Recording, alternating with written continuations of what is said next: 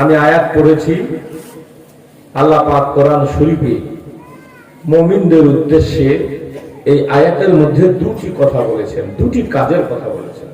কটি কাজের কথা? জোরে বলেন কটি? আমি এই জন্য বলাচ্ছি যে যাহা বলবো সেটা যেন আপনি বলতে পারেন, বুঝতে পারেন। দুটি কাজের কথা বলেছেন। এক নম্বর, আল্লাহ বলছেন ওয়াবুদুল্লাহ ওয়ালা তুশরিকু বিহি শাইয়্যা, তোমরা শুধুমাত্র আল্লাহর ইবাদত করো, আল্লাহর সঙ্গে কাউকে শরীক করিও না। নাম্বার 1। 2 নম্বর, পাশাপাশি আল্লাহ বলছেন ওয়াবিল ওয়ালিদাইনি ইহসানা, তোমরা তোমাদের বাবা মায়ের সেবা করো। বলুন সুবহানাল্লাহ। বাবা মায়ের সঙ্গে হুসনে সুলুক করো, বাবা মায়ের সঙ্গে ভালো ব্যবহার করো। বেরাদা, প্রশ্ন হচ্ছে কোথায় আল্লাহর ইবাদত, কোথায় বাপ মায়ের খিদমত? কিন্তু কোরআন পাকে আল্লাহ দুটোকে পাশাপাশি একসাথে বয়ান করলেন কেন? কোথায় আল্লাহ, কোথায় আমার বাপ মা? দুটাকে একসাথে বয়ান করলেন কেন?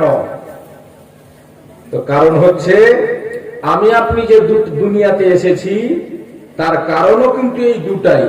এক আল্লাহ, দ্বিতীয় বাবা মা। যেটা বলেন দ্বিতীয় বাবা মা।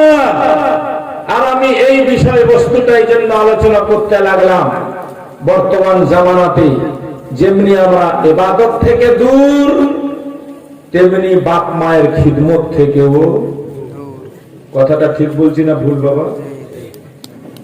বাপ কষ্ট করে ছেলেকে লালন করে ডাক্তার, মাস্টার, মুলবি, মৌলানা আরো কিছু বানালো। সেই বাপ আজকে বুড়ো হয়ে গেছে, বাপের দাম ছেলের কাছে কিছুই নেই। কথা ঠিক না ভুল? কিন্তু জেনে রাখবেন, আমার নবী বলেছেন, আল্লাহ কোরআন পাকেও বলেছে যে বাপ মা মূর্খ হোক, নিরেট হোক, তুমি যত বড় জ্ঞানী আর শিক্ষিত হয়ে যাও, তবুও তোমার জান্নাত হচ্ছে বাবা মায়ের পদতলে। বাপ হলো জান্নাতের দরজা, মা হলো জান্নাত। মাকে কষ্ট দিও না, বাপকে দুঃখ দিও না, বাপ মাকে আঘাত দেওয়া কথা তোমার জন্য বলা চলবে না। তোমার বাপ মা যদি তোমাকে একটা গেঞ্জি দেয় আর কিছু না দেয়, তবুও তুমি বাপ মায়ের বিচার করতে পারো না। বিচার করবে আল্লাহ, বিচার করবে আল্লাহ, তুমি না। তোমাকে জন্ম দিয়েছে, বড় করেছে, এটাই বিরাট ব্যাপার। আমি মিল্কিতে 9 দিন জীবনী করে আসলাম, কদিন আগে 9 দিন। এক ভদ্রলোক পয়সা দান করছে, তো বলছে শালার নামে দিলাম। আমি বললাম আপনার শ্বশুর শাশুড়ি? কইছে মরে গেছে। আমি ওদের নামে দিবেন না? কইছে ভুল করাও না। কিসের জন্য? তো কইছে জমি জপ্তি ছিল, সব ছোট শালিকে দিয়ে দিয়েছে, আমাদের দেয়নি। জমি দিলে শ্বশুর শাশুড়ির জন্য আপনি দোয়া করবেন, আর না দিলে না।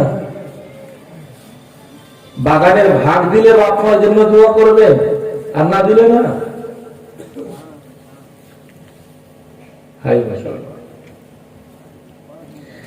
আল্লাহ তাআলা বলেন কোরআন শরীফের মধ্যে, ওয়ালা তাকুল লাহুমা উফফিন ওয়ালা তানহারহুমা ওয়া কুল লাহুমা কওলান কারীমা। বাপ মাকে উফ শব্দ পর্যন্ত বলিও না। যখন কথা বলো নম্র ভাবে, ভদ্র ভাবে বাপ মায়ের সঙ্গে কথা বলো। বেরাদার, আমার নবীর দরবারে সাহাবায়ে কেরামরা এসে হাজির হয়ে জিজ্ঞেস করেছিল, ইয়া রাসূলুল্লাহ, ইয়া হাবিবাল্লাহ, নবী গো, আমাদের উপরে সবচেয়ে কার হক বেশি? তিরমিজি শরীফ প্রথম খণ্ড বাবু বিররিল ওয়ালিদাইন। নবী আমার বলেন, তোমার মায়ের হক বেশি, তোমার মায়ের হক বেশি, তোমার মায়ের হক বেশি। 3 বার মায়ের কথা বললেন। চতুর্থবারে নবী নিজের বাপের কথা বললেন। দোস্ত বন্ধুগণ, ভাইরা আমার, শুধু তাই নয়, আল্লাহ নবী হাদিস পাকের মধ্যে বয়ান করেছেন, যারা বাপ মাকে দিনের বেলা একবার ভালো নজরে দেখলো, তারা একটি মাবরুর কবুল হজের নেকি পেয়ে গেল।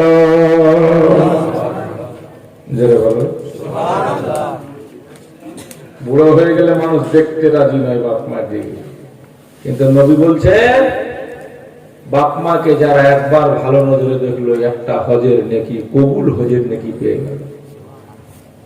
আজকে যুবক ছেলেদের মোবাইল খুলে দেখেন, ন্যাংটা বেটি ছেলের ছবি পাবে, কোনদিন মায়ের ছবি রাখে না, বাপের ছবি রাখে না। কথা ঠিক না বলুন? এই মুসলমান ছেলেরা, একটা ছেলে বাড়ি থেকে যখন বের হয়, বাপের আশীর্বাদ মায়ের দোয়া নিয়ে যদি বের হয়, প্রত্যেকটা কাজে সাকসেস হবে, প্রত্যেকটা কাজে কামিয়াব হবে। আর যারা বাপ মাকে দুঃখ দিয়ে কষ্ট করে হজ করতে যাবে, তার হজ পর্যন্ত আল্লাহ কবুল করবে না। নিশ্চয় শুনেছেন আপনারা, একটা ছেলে হজ করতে যাওয়ার জন্য আল্লাহ পয়সা দিল, বাপ মারা গেল, বুড়ি মা বাড়িতে ছিল, হজ করতে যাওয়ার ইচ্ছা হলো, হজ করতে যাবে। বুড়ি মা বলে, বেটা আমার তো শরীর চলে না রে বল, এই বছর যাস না, সামনের বছর যাস। বেটা মায়ের কথায় এক বছর আটকে গেল, দ্বিতীয় বছর এলো, হজ করতে যাওয়ার ইচ্ছা হলো, মা বাধা দিয়ে বললো, বেটা রে আমার বয়স হয়ে গেছে, তুই যাস না, একটা বছর আর দেখে নে। আর এক বছর দেখলো, তৃতীয় বছর হজের সময় এলো, সবাই হজ করতে যায়, তার ইচ্ছা হয় হজ করতে যাব, মা মারা যায় না, বুড়ি মা দুনিয়া থেকে বিদায় নেয় না, মা তাকে যেতেও দেয় না। বুড়ি মা বলছে, আমার বুড়ি বয়সে তুমি একমাত্র সাহারা, ও ছেলে আমায় ফেলে হজ করতে যেও না। মায়ের কথা না শুনে তৃতীয়বার বলল, আমি এবার আর মায়ের কথা শুনবো না। সবকিছু ঠিক করে ফিটফাট করে হজ করতে বেরিয়ে গেল। সেই জামানায় পায়ে হেঁটে হজ হতো, ঘোড়াতে চেপে হজ হতো। রাত হলে কোনো মুসলিম গ্রামে গিয়ে মানুষ আশ্রয় নিত, মসজিদ মাদ্রাসাতে ঠাঁই নিত। যেতে যেতে একটা মুসলিম গ্রাম আসলো, সেইখানে একটা মসজিদ দেখা দিল। ওই মুসাফির লোকটা, হজ করতে যাওয়া লোকটা মসজিদের কোনায় বসে বসে নফল নামাজ পড়তে লাগলো, আল্লাহ তাসবিহ তাহলিল করতে লাগলো। বাড়ি থেকে যখন বেরিয়েছিল, বুড়ি মা আঘাত পেয়ে, দুঃখ পেয়ে, কষ্ট পেয়ে, মাবুদ গো আমি দাঁড়াতে পারি না, আমার ছেলেকে মানা করলাম, শুনলো না, হজ করতে চলে গেল। মায়ের মুখ থেকে বেরিয়ে গেছিল, আল্লাহ তুমি আমার ছেলের হজ কবুল করিও না। মায়ের দোয়া কেমন হয়? ছেলেটা মসজিদে রাত কাটাচ্ছে, নফল নামাজ পড়ছে, হঠাৎ মসজিদের পাশে একটা বাড়িতে চোর ঢুকে গেছে। কি ঢুকেছে? চোর ঢুকে চুরি করে বের হচ্ছিল, একটু আওয়াজ বাড়াবে। চোর ঢুকে চুরি করে বের হচ্ছিল, বাড়ির লোক আওয়াজ শুনতে পেল, সারা শব্দ পেয়ে চোর চোর আওয়াজ করতে লাগলো। সবাই গ্রামের লোক জেগে গেল, চোর ধরো, চোর ধরো। চোর তখন বাঁচার জন্য চালাকি করে দেখতে পেল মসজিদের ভিতরে একটা লোক বসে আছে, চুরি করা মালটিকে ধামাস করে মসজিদে ফেলে দিয়ে মানুষের মধ্যে সেও ভুলে মিলে গেল, ঢুকে গেল। সেও চিৎকার করতে লাগলো, চোর ধরো, চোর ধরো। কেউ বলছে কোন দিকে গেছে, কেউ বলছে ডানে গেছে, কেউ বলছে বামে গেছে। যে আসল চোর ছিল সে মসজিদে যখন মাল ফেলেছে, একটা আওয়াজ হয়েছে, লোকেরা বলছে মসজিদে দেখো তো চোর হয়তো মসজিদে ঢুকেছে। দেখতে পেল সত্যি একজন কোনাতে লোক বসে আছে, তাসবিহ তাহলিল করছে, কিন্তু সেটা চোর নয় বাবা। কিন্তু পাবলিক তো বুঝে গেল এ বেটা চুরি করে সে মারের ভয়ে নামাজ পড়তে শুরু করেছে। ধরা পড়ে গেল পাবলিকের হাতে। পাবলিকের হাতে ধরা পড়তে নাই, বাজারে মার শুরু হয়ে গেল তার উপরে। কেউ বলে না বাঁচাও, সবাই বলছে মারো। এত মেরেছে মেরেছে, মারতে মারতে দোস্ত তাকে নিয়ে যাওয়া হলো মুসলমান কাজীর কাছে। মুসলমান কাজী ফয়সালা দিল, চোরের ফয়সালা কোরআন মতে, আস-সারিকু ওয়াস-সারিকাতু ফাকতু আইদিয়াহুমা। চোর আর চোরনি যদি চুরি করে ধরা পড়ে, হাত দুটো কেটে দিতে হবে।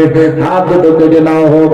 হাত দুটো কেটে নেওয়া হলো, মুখে কালি লাগিয়ে দিয়ে গাধার পিছনে তাকে বুঝে পিছনে পিছনে ঢোলে বাড়ি দেওয়া হচ্ছে আর এলান করা হচ্ছে, ও ভাইরা এরপরে যারা চুরি করবে তার এরকম শাস্তি হবে দেখে নাও, এই সাজা হবে দেখে নাও। দোস্ত বন্ধুগণ সবাই তার পিছনে পিছনে যায়, এমনি করে এলান করে। আর ও বেচারা তখন বাধ্য হয়ে বলছে, ভাইরা গো আমার একটা কথা তোমরা শোনো, তোমরা এলান করলে এটা এলান করো, যে মায়ের কথা না শুনে হজ করতে যাবে তার এই সাজা হবে। মা কি জিনিস? মা, ছেলে মাকে ভালোবাসো আর নাই বাসো, মা কিন্তু ছেলেকে ভুলতে, ছেলে মাকে খেতে দেখ আর নাই দেখ, ছেলেটা যদি কষ্ট পায় তো মায়ের মনে আগে আঘাত হয়, কি হয় না? ছেলেটা যদি মারা যায় মায়ের চোখ দিয়ে সারা জীবন টস টস করে পানি পড়তেই থাকে।